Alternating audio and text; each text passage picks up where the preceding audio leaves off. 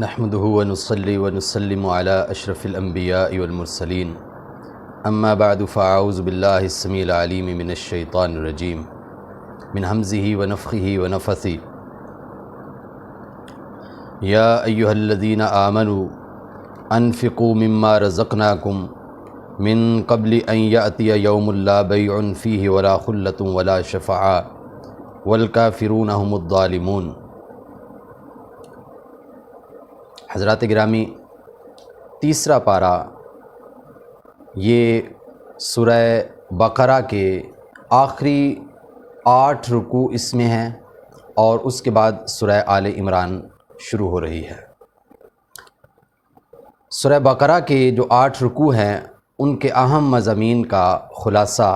آپ کی خدمت میں پیش کیا جا رہا ہے۔ پہلے ہی صفحے پہ آیت الکرسی ہے۔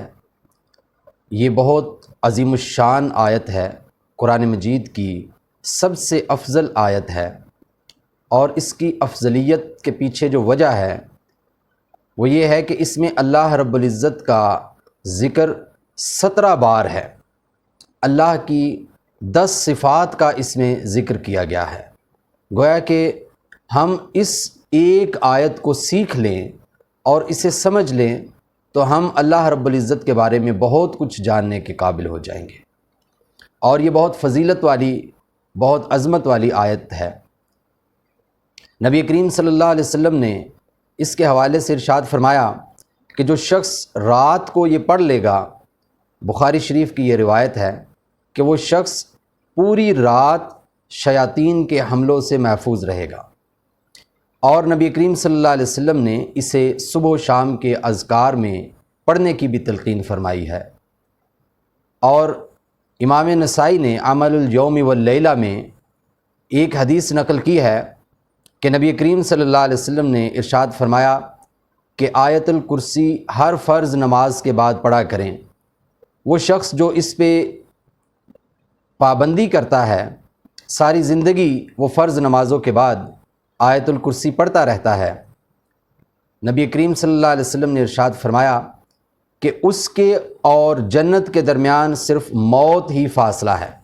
یعنی جیسے ہی وہ فوت ہوگا وہ جنت کا حقدار قرار پائے گا۔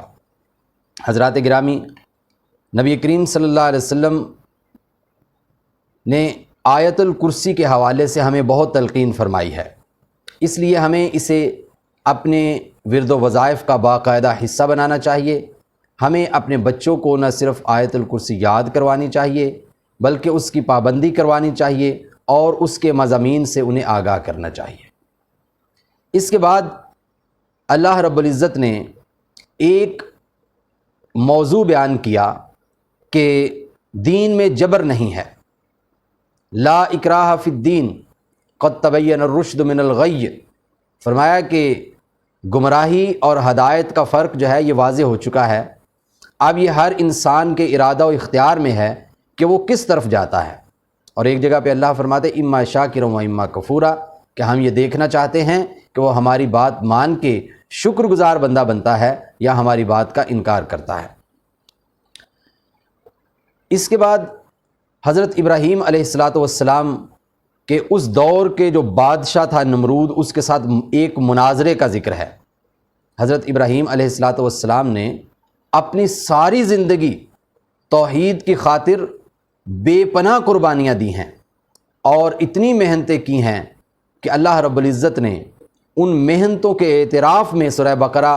کے اندر ہی پہلے پارے میں یہ ارشاد فرمایا کہ جب ہم نے حضرت ابراہیم علیہ السلام کو ہر طرح سے آزمایا تو وہ ہر آزمائش میں پورے اترے ہیں۔ حضرات گرامی، نمرود کے ساتھ مناظرہ ہوا جس میں بہت سی باتیں اور ہر بات کا جواب نمرود عجیب و غریب طریقے سے دے رہا تھا، حالانکہ وہ جواب بھی درست نہیں تھے، لیکن حضرت ابراہیم علیہ السلام کے ذہن میں ایک ایسا سوال تھا کہ جس وجہ سے وہ بڑے تحمل سے کام لے رہے تھے۔ بالآخر انہوں نے وہ سوال نمرود کے سامنے رکھا اور ارشاد فرمایا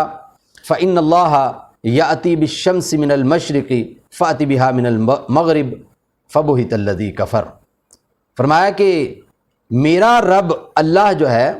وہ تو سورج کو مشرق سے طلوع کرتا ہے تو اگر آپ رب ہونے کا دعویٰ کرتے ہیں تو پھر سورج کو مغرب سے طلوع کر کے دکھائیں۔ یہاں پہ ایک عجیب و غریب نکتہ ہے کہ وہ خاموش ہو گیا، اسے کوئی جواب نہیں آیا۔ یہاں پہ مفسرین نے لکھا ہے کہ اگر وہ اس وقت یہ کہتا کہ نہیں مشرق سے تو میں طلوع کرتا ہوں، اگر آپ کا کوئی رب ہے تو آپ اسے کہیں کہ وہ مغرب سے سورج طلوع کرے، تو اللہ رب العزت یقیناً اس پہ بھی قادر ہے۔ اور نمرود کو بھی یہ بات معلوم تھی، ہٹ درمی کی وجہ سے وہ تسلیم نہیں کر رہا تھا، لیکن اس کے دل میں یہ بات تھی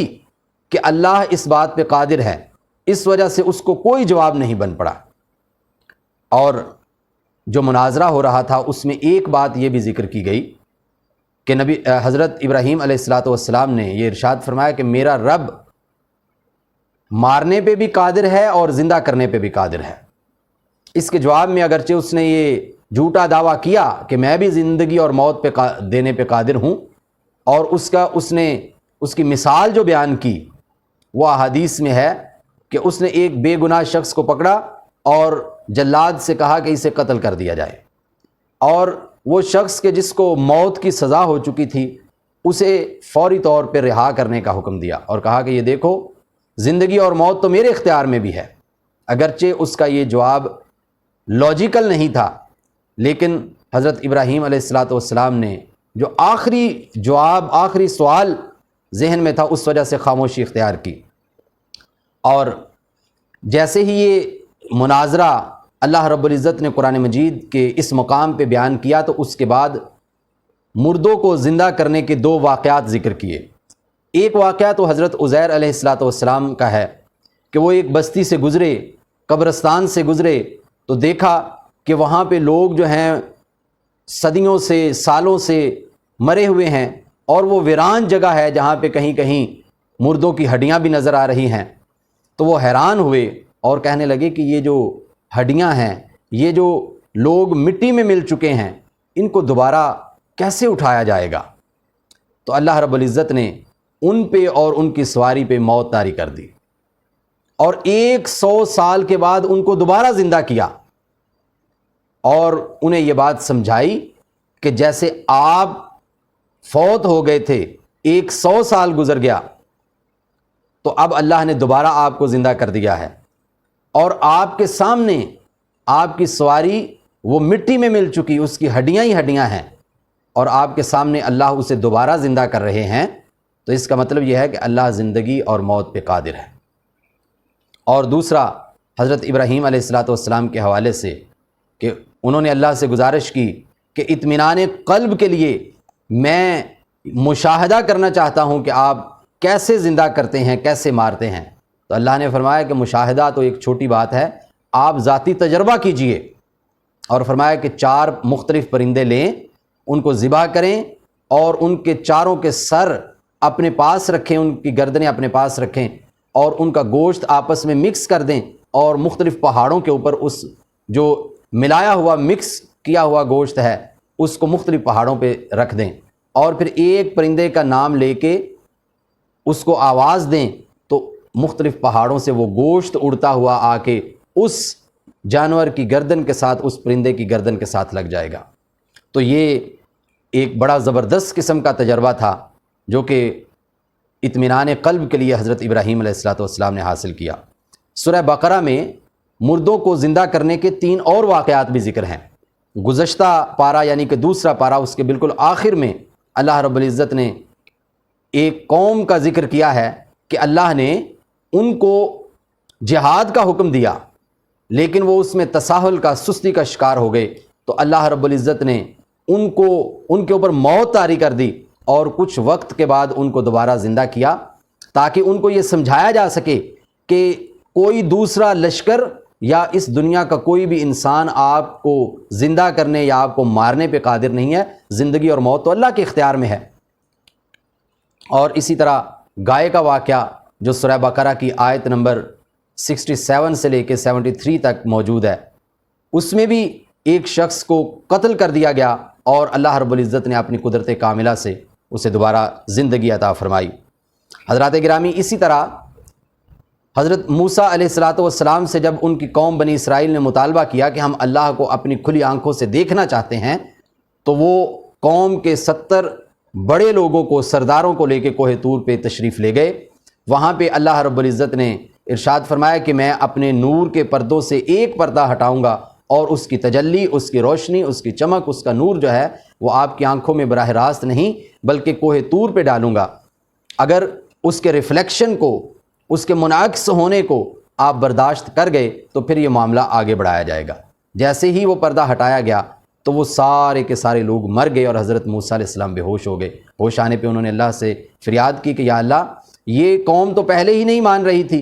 اب پھر یہ کہیں گے کہ ہمارے 70 جو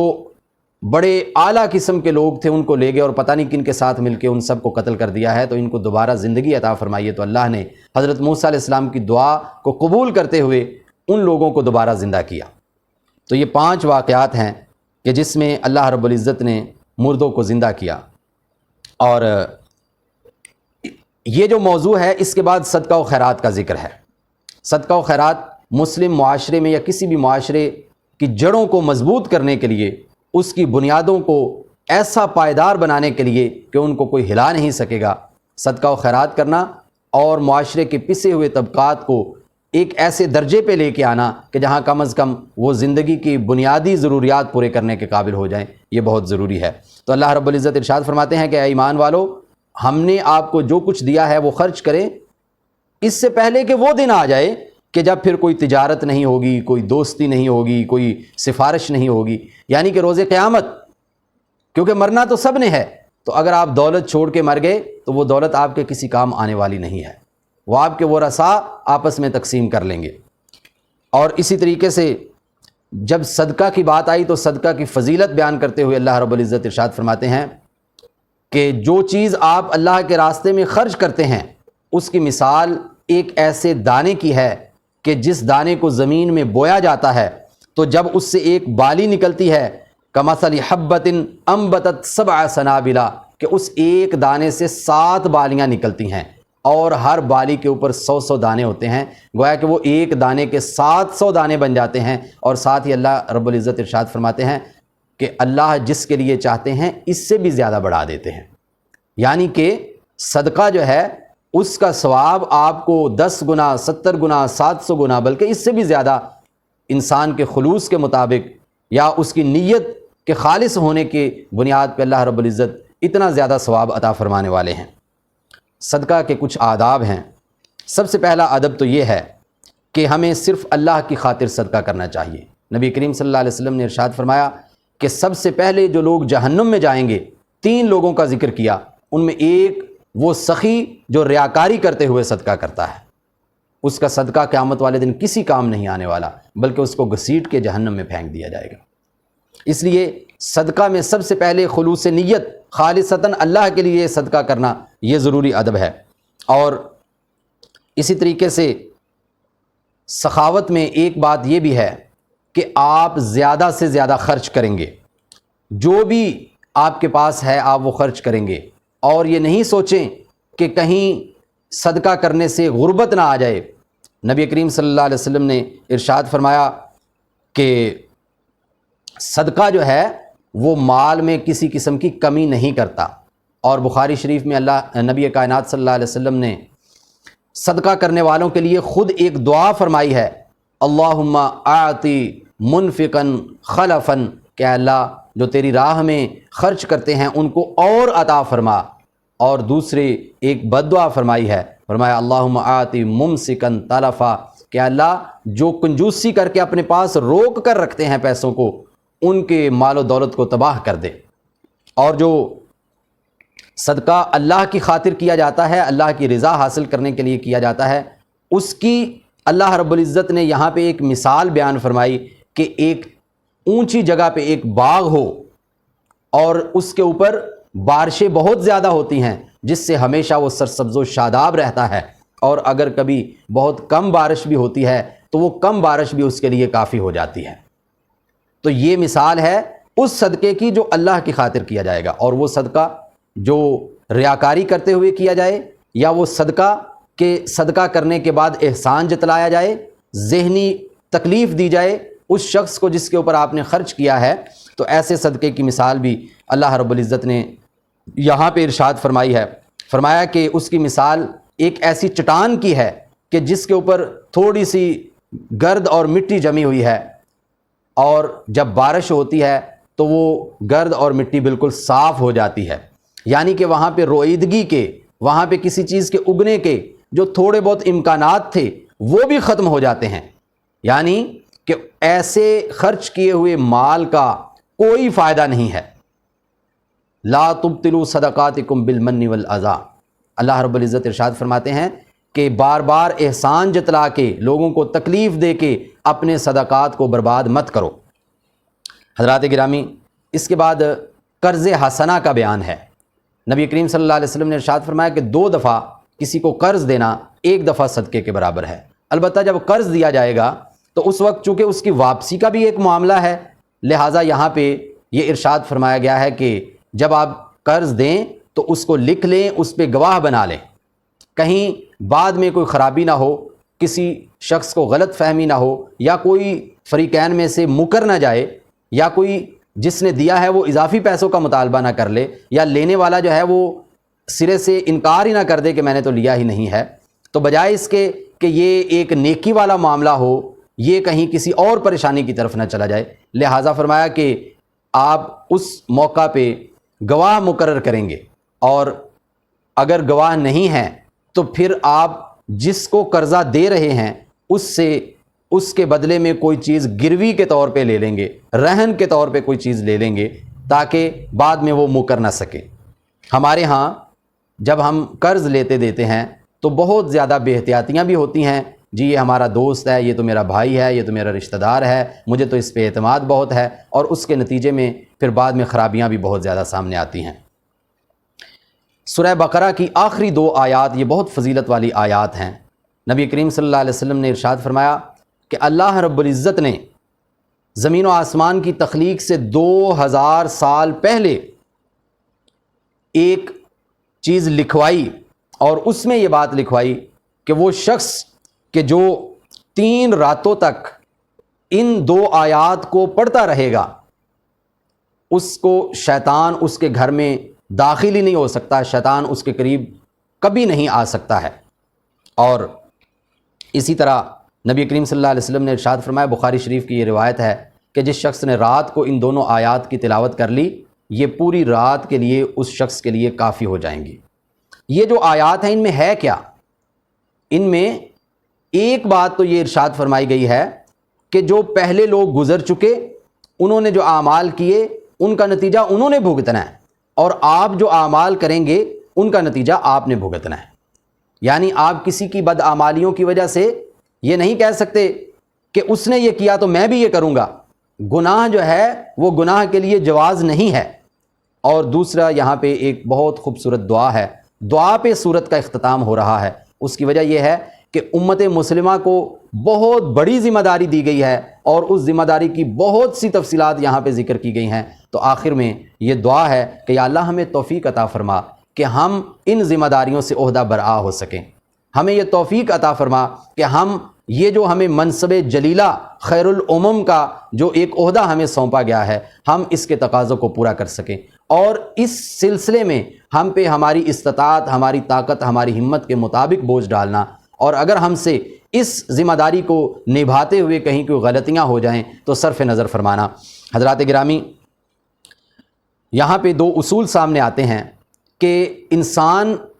کے اوپر اللہ نے بوجھ اتنا ہی ڈالا ہے جتنا وہ برداشت کر سکتا ہے۔ جہاں جہاں بوجھ ناقابل برداشت ہو جائے گا، وہاں اس کے لیے رعایتیں، وہاں اس کے لیے سہولیات، وہاں اس کے لیے گنجائشیں رکھی گئی ہیں۔ اور دوسری بات یہ ہے کہ پکڑ اس کام پہ ہے کہ جو جان بوجھ کے کیا جائے گا۔ اگر غلطی سے کچھ ہو جاتا ہے تو اللہ رب العزت بہت امکان ہے کہ اس کو معاف فرما دیں گے۔ اور یہ جو دعا ہے اس میں ایمان کا بھی ذکر ہے، اور اس وجہ سے